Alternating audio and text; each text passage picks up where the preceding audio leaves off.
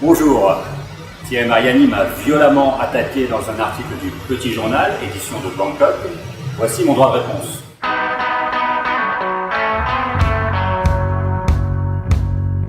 Via Internet, j'ai posé des questions à Thierry Mariani.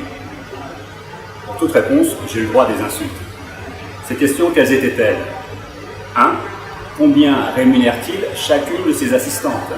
Et que fait-il du reliquat du crédit non utilisé? Et 2.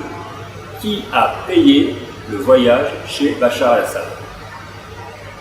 Thierry Mariani me reproche de ne pas avoir le courage de l'affronter en face. Alors je relève le challenge. Thierry Mariani, acceptez-vous de débattre avec moi sur le statut du député, son élection, son rôle, sa rémunération?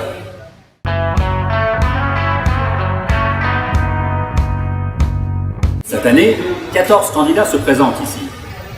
Ont-ils les mêmes chances de gagner? Non. Malheureusement non. Évidemment non. Il y a deux sortes de candidats.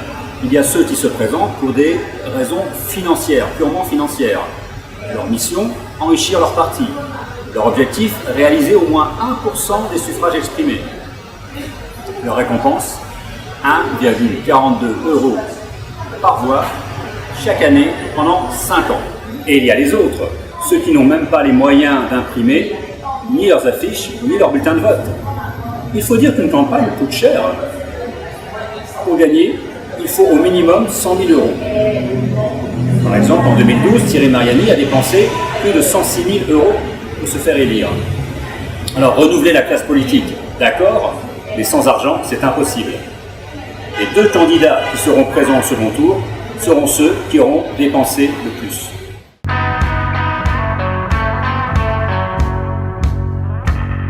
Alors, pour Thierry Mariani, être député, c'est voyager. Et, je cite, faire avancer les dossiers. Faire avancer les dossiers. Là, on est en plein clientélisme. Le rôle d'un député serait, d'après lui, d'interférer dans le travail des administrations locales. Mais un député n'est pas un élu local. D'ailleurs, à partir de juillet, il sera interdit à un député d'exercer un mandat local. Quant à voyager, je suis 19 jours sur 30 à l'étranger, nous dit-il. Mais qui le lui demande? Qui le lui demande? Certainement pas l'article 24 de la Constitution française, qui définit le rôle du Parlement. Un député, ça vote la loi et ça contrôle l'action du gouvernement. C'est tout. Les sénateurs, eux, ont une compétence territoriale, pas les députés. Un député n'est pas un sénateur. Un député n'est pas une agence de tourisme. Son but n'est pas d'obtenir des miles pour en faire bénéficier je ne sais qui. Son rôle est de voter la loi. Et donc, on aimerait savoir quelle loi a voté Thierry Mariani. Et ces 5 dernières années, en France, 10 lois fondamentales ont été votées.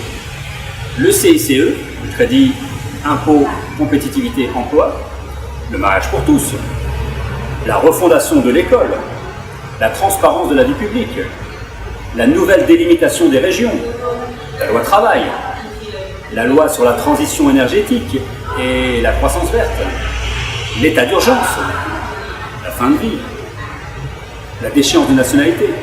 Sur tous ces sujets, nous aimerions savoir qu'a voté Thierry Mariani. Là, 2 questions. 1. Faut-il baisser le salaire du député? Un député a au moins 3 revenus mensuels. Son salaire net, environ 5 400 €, une indemnité pour ses frais de mandat, équivalente à son salaire, et une 3e indemnité pour payer ses collaborateurs. Elle était de 9 618 € cette année.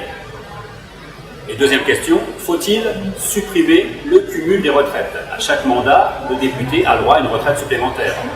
Thierry Mariani se présente pour un 6e mandat, 30 ans de députation. Quelle sera sa retraite à la fin de ce mandat? Voilà les questions que j'aimerais poser à Thierry Mariani, député depuis 1993. Monsieur le député, nous attendons vos réponses. Merci de votre attention.